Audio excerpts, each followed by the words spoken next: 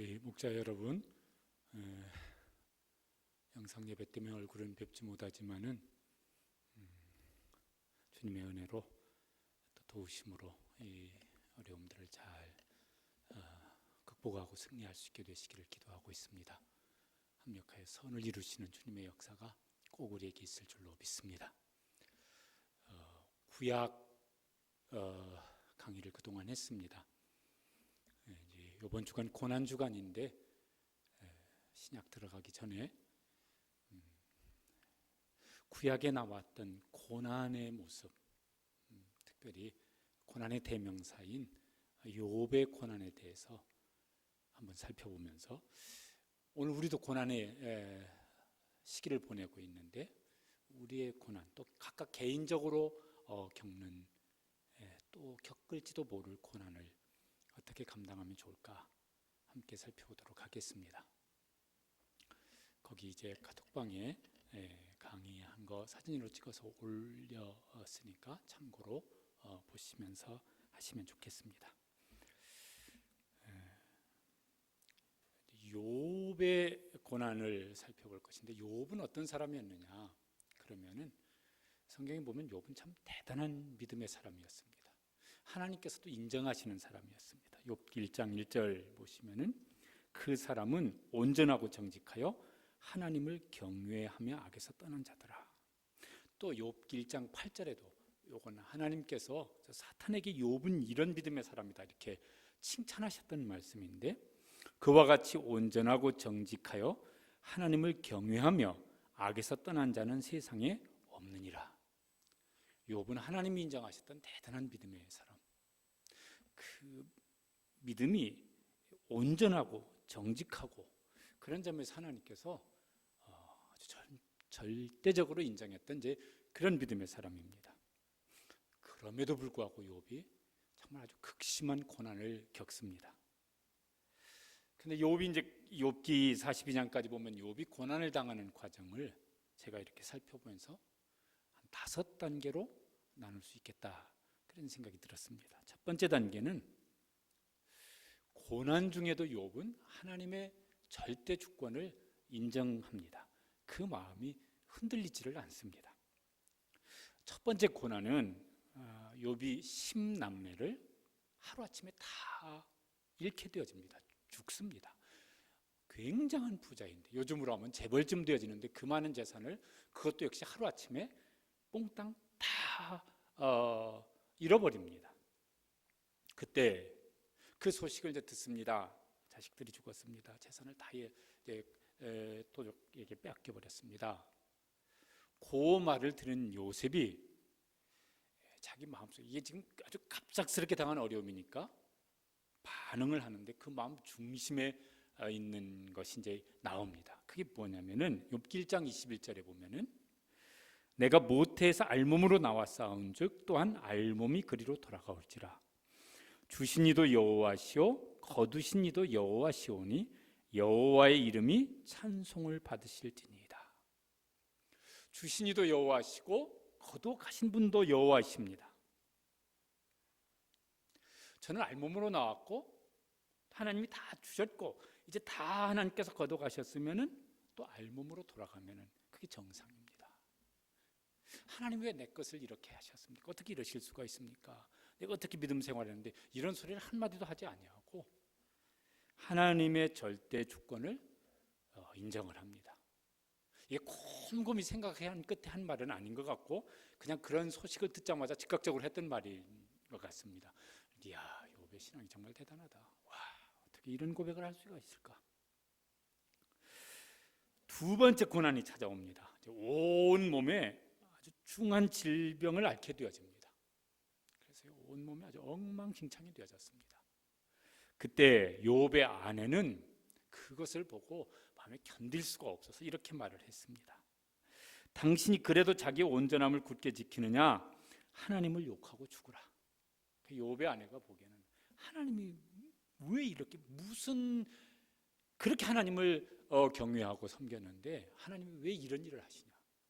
그런 하나님이라면 욕하고 죽어버리는 게 차라리 낫겠다. 얼마나 이제 이게 이 마음이 힘드니까 이런 소리를 했었을 것 같습니다. 그런데 욥은 뭐라고 말을 하냐면은 비슷한 말을 또 합니다. 이렇게 말을 했습니다. 우리가 하나님께 복을 받았은즉 화도 받지 않겠느냐. 복을 주신 하나님이 화를 주실 수도 있지 않느냐. 그건 하나님께서 당신의 뜻대로 하시는 일 아니냐. 그러면서 하나님을 원망하지를 않습니다. 그러니까 욥이요, 그 하나님 주권에 대한 그의 신앙이 흔들리지를 않는 모습을 이제 볼 수가 있습니다. 야, 굉장하다. 여러분, 우리가 이런 일을 겪었으면, 아니 이런 일을 그만두고 이런 일에 반의 반만이라도 겪었으면은, 혹시 겪었으면 어떻게 그때 반응을 하셨습니까?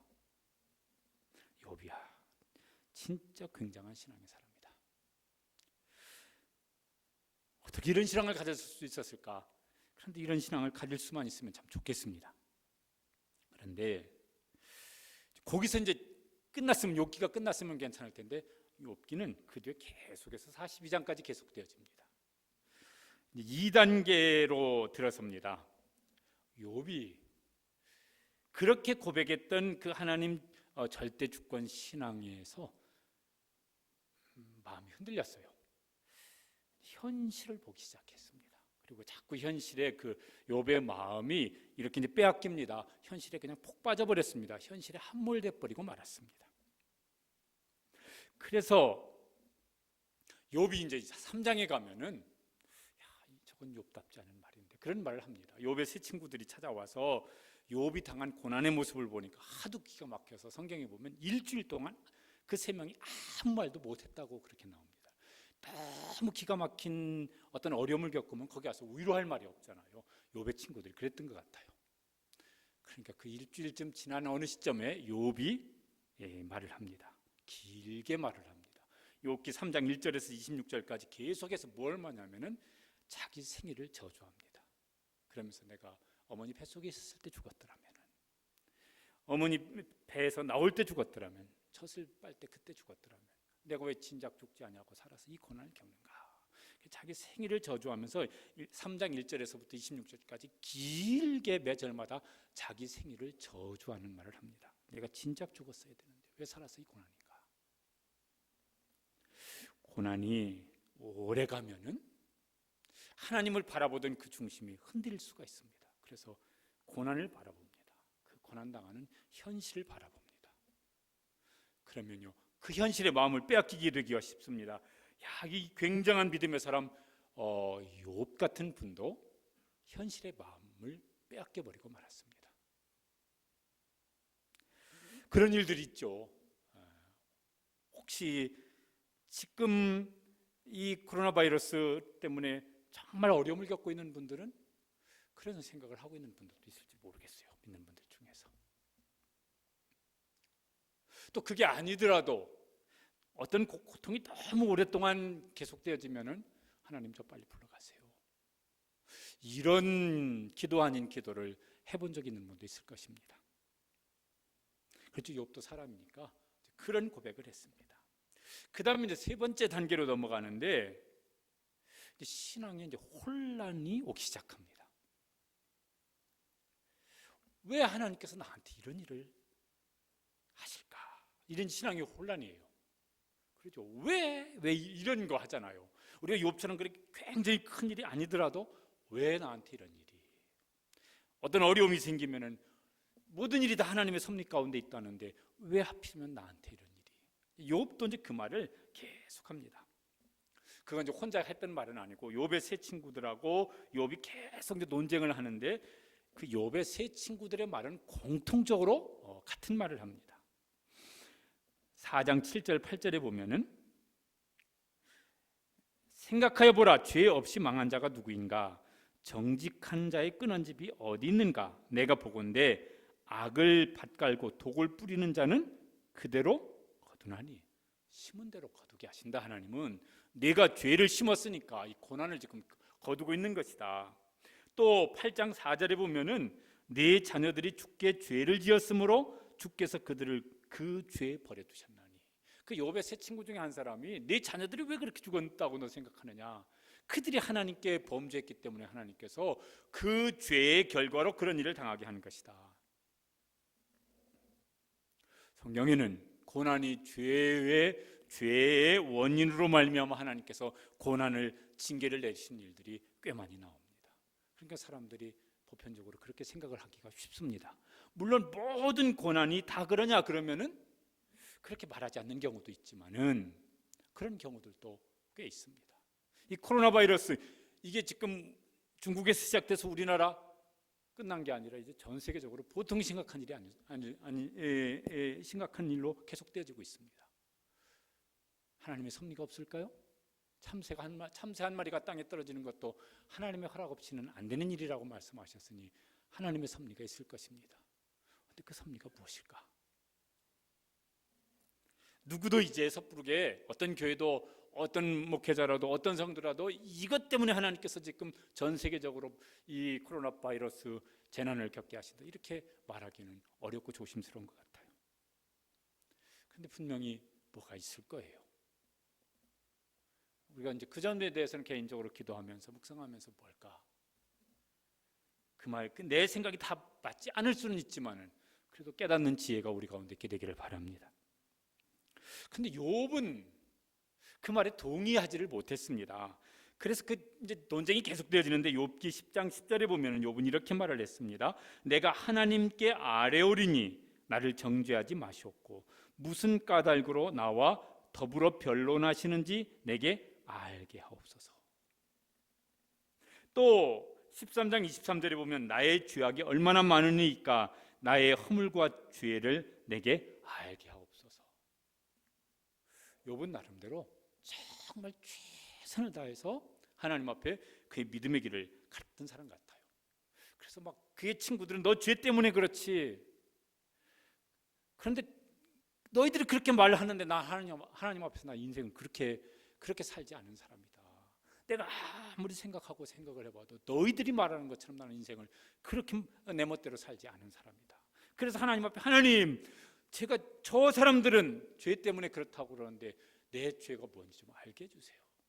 이러면서요 계속 논쟁을 계속해가고 있습니다. 그 욥이 참 대단했던 분 같아요. 우리는 이제 하나님 앞에서 그걸 모든 것이 내 죄 때문에 그렇지 이렇게 어떤 어려움을 다 해석해도 그것도 안 맞는 경우가 있을 수 있으니까 그렇겠지만 또 어떤 경우는 내가 지금 이렇게 겪고 있는 것이 혹은 내 죄 때문일지 혹은 다른 어떤 나한테 있는 어떤 문제 때문일지 잘 생각해보는 지혜도 있어서 그래서 이제 하나님께서 너 그것 때문에 그래 깨닫게 하시는 지혜가 우리 가운데 있게 되기를 축복합니다. 다른 사람들이 말하는 것이 다 여기 우리 끝에 가면 이제 결론을 합니다. 욥의 세 친구들이 말이 맞지 않았어요. 그렇다고 욥의 말이 맞았느냐면 욥의 말도 맞지 않았었습니다. 그러니까 이제 우리가 하나님 앞에 겸손하게 이 고난의 이유가 무엇일까를 잘 깨닫는다면은 그 고난의 결과도 하나님 앞에서 더 유익한 결과가 될 줄로 믿습니다. 그 논쟁이 계속되어지는데 그 논쟁이 끝이 나지를 않습니다. 마침내 이제 하나님께서 욥에게 찾아오십니다. 하나님이 욥에게 임재하시는데 38장 1절에 보면은 그때 여호와께서 폭풍 가운데 욥에게 말씀하여 이르시되 그러면서 이제 하나님께서 욥에게 말씀을 하십니다. 3절에 보면 내가 내게 묻는 것을 대답할지니라. 그러면서 38장 39장 두 장에 걸쳐서 하나님께서 수없는 질문을 욥에게 쏟아내십니다. 너 이 중에 한 가지라도 대답할 수 있는 게 있느냐? 우주 만물의 이치에 대해서 욥에게 물으십니다. 너 그렇게 뭐가 당당하다고 지금 내 앞에서 계속 그렇게 말을 하는데 이 중에 한 가지들 너 내 앞에서 설명할 수 있는 게 있느냐? 욥이 이제 하나님께 굴복을 합니다. 40장 3절에서 5절에 보면은 그때서야 비로소 이제 이렇게 말을 합니다. 나는 비천하오니 무엇이라 주께 대답하리이까 손으로 내 입을 가릴 뿐이로소이다. 내가 한 번 말하였사온즉 다시는 더 대답하지 아니하겠나이다. 하나님, 제가 이제 제 손으로 제 입을 가리겠습니다. 제가 앞에서 말을 많이 했는데 더 이상 말을 하면 안 될 것 같습니다. 앞에는요 내 말이 정당하다고. 그래서 여러분 욥기를 읽어보시면요 욥의 친구들은 뭐라고 욥을 공격하는 말을 합니다. 그럼 그 대체로 그게 한 장입니다. 욥이 대답을 합니다. 그러면 욥의 대답은 항상 2장으로 기록되어 있습니다. 욥이 할 말이 너무 많은 거예요. 나한테는 이런 정당함이 있다. 내 말이 부당하고 내 속에는 이런 정당함이 있다. 이런 말이 하고 싶은 말이 많았었던 거예요. 그런데 하나님의 임재 앞에 섰을 때 하나님께서 너 그럼 대답해봐라. 하나님께서 질문하시는 걸 듣고 어이구 내 입을 다물어야 되겠구나. 이렇게 이제 하나님께 말씀을 드리는 것이에요. 하나님이 욥에게 또 질문을 했습니다. 40장 6절 7절에 보면 그때 여호와께서 폭풍 가운데 욥에게 말씀하시되 내가 네게 묻겠으니 내게 대답할지니라. 그러면서 이제 40장 41장 또 계속해서 질문을 하십니다. 앞에 하셨던 비슷한 질문입니다. 너 그렇게 할 말이 많으냐? 그럼 내가 너한테 질문할 테니까 그럼 한번 대답해봐라. 욥이 이제 완전히 하나님 앞에 이제 항복을 합니다. 그게 42장 2절에서 6절에 있습니다. 여러분 거기 이렇게 카톡에 있는 거 한번 함께 읽어보시면은요. 주께서는 못하실 일이 없사오며 무슨 계획이든지 못 이루실 것이 없는 줄 아오니 무지한 말로 이치를 가리우는 자가 누구니이까. 나는 깨닫지도 못한 일을 말하였고 스스로 알 수도 없고 헤아리기도 어려운 일을 말하였나이다. 내가 주께 대하여 귀로 듣기만 하였사오나 이제는 눈으로 주를 배움나이다. 그러므로 내가 스스로 거두어드리고 티끌과 재 가운데서 회개하나이다. 감사하게도 하나님께서 욥에게 찾아오셔서 욥을 만나 주십니다. 우리가 성경을 보면은 고난은 하나님을 만나는 기회가 됐던 때가 많습니다. 여러 성경에 나오는 인물들, 등장하는 인물들 보면요 정말 감당하기 어려운 고난의 현실에 맞닥뜨렸을 때 고난과만 맞닥뜨리는 것이 아니라 하나님과도 맞닥뜨리는 사건이 일어나는 모습을 우리가 여러 곳에서 보게 되어집니다. 아, 하나님은 그렇게 하시는 분이시구나. 우리에게 고난을 주실 때 고난만 주시는 것이 아니라 그 고난 속에 하나님도 찾아오셔서 우리를 맞닥뜨려서 만나주시는 일을 하시는구나. 우리가 고난을 겪을 때 그 은혜를 구하고 하나님께서 우리 가운데 오셔서 맞닥뜨려서 만나주시는 은혜도 베풀어 주시기를 간절히 소망합니다. 또 그런 은혜를 베풀어 주시기를 축복합니다. 욥이 그때서야 회개를 합니다. 그 친구들이 말을 할 때는요 너희들 말이 부당하다, 내 입장이 정당하다, 계속 한마디를 들으면 두 마디를 대답했었는데 하나님 임재 앞에서 하나님 말씀하시는 걸 들을 때 내 죄가 이거구나 그러면서 이제 모든 했던 말을 다 거두어드리고 다 취소한다는 말이에요. 하나님 앞에서 제가 정당하다고 했던 말을 다 취소합니다. 그리고 이제 티끌과 재를 뒤집어 쓰고 회개합니다. 사람이 자기를 알지 못하죠. 언제까지요? 사람과 사람을 맞닥뜨려서 말을 할 때는 나를 알기가 어려운 것 같아요. 물론 어떤 사람은 그 사람과 맞닥뜨려 보니까 내가 혹은 얼마나 무식한지, 혹은 얼마나 내가 미련한지, 혹은 내가 뭘 잘못했는지 알 수도 있어요. 근데 그거 쉽지 않은 것 같아요. 누가 나한테 잘못을 지적하면요 나는 두 마디로 내 잘못을 지적하고 내 정당함을 변명할 수 있어요. 그게 참 사람에게 무서운 거죠. 악한 것이기도 하고. 욥도 그랬었는데 하나님의 임재 앞에 서 보니까 그렇게 할 수가 없구나. 하나님이 물으시는 말씀에 한마디도 나는 대답할 수가 없구나. 그 하나님 앞에 서 보니까 내 모습이 보이는구나. 내가 했던 말의 정당성이 하나도 없구나. 그러면서 이제 회개를 합니다. 그럼 성경에 이런 사람들이 나오잖아요. 하나님의 임재를 경험했을 때 이사야는 화로도 나여 망하게 되었도다 이런 말도 했었고, 베드로는 예수님을 만나면서 그 기적을 경험할 때 주여 나를 떠나서 나는 죄인이로소이다. 바울이 예수님 핍박할 때 예수님의 임재를 경험하면서 그가요 그 앞에서 완전히 이제 새 사람이 되어져서 자기 자신의 죄악을 보았고 평생 그래서 늙어서 나는 죄인 중에 괴수라고 말을 했었습니다. 고난은 힘든 기회이기도 하지만은 은혜의 기회가 되기도 합니다. 그래서 그 고난을 힘들게 겪는데 그냥 힘든 거로만 끝나지 않고 그게 하나님께서 다른 때 평안할 때 경험할 수 없었던 베풀어 주시는 은혜를 경험할 수 있는 그런 기회로 삼을 수 있게 되시기를 주님의 이름으로 축복합니다. 그런 지혜를 우리에게 주셨으면 좋겠습니다. 마침내 이제 마지막 단계입니다. 하나님께서 욥의 신앙을 그렇게 한 단계 더 요새 말로 하면은 업그레이드 시켜 주셨습니다. 그런 다음에 이제 회복을 주시기 시작하는데 여러모로의 회복을 주십니다. 42장 8절에는 이렇게 되어 있습니다. 내가 그를 기쁘게 받으리니 그는 욥인데 9절에는 여호와께서 욥을 기쁘게 받으셨더라. 그러니까 하나님과의 관계가 더 이제 깊은 관계가 되어졌습니다. 하나님과의 관계가 더 좋은 관계로 회복되어졌습니다. 또 그 다음에 보면은 욥의 친구들이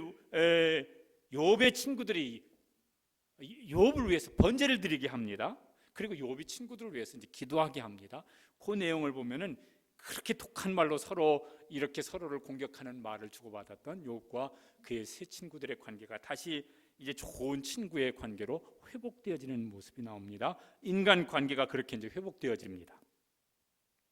42장 10절에 보면은 여호와께서 욥의 곤경을 돌이키시고 여호와께서 욥에게 이전 모든 소유보다 갑절이나 주신지라.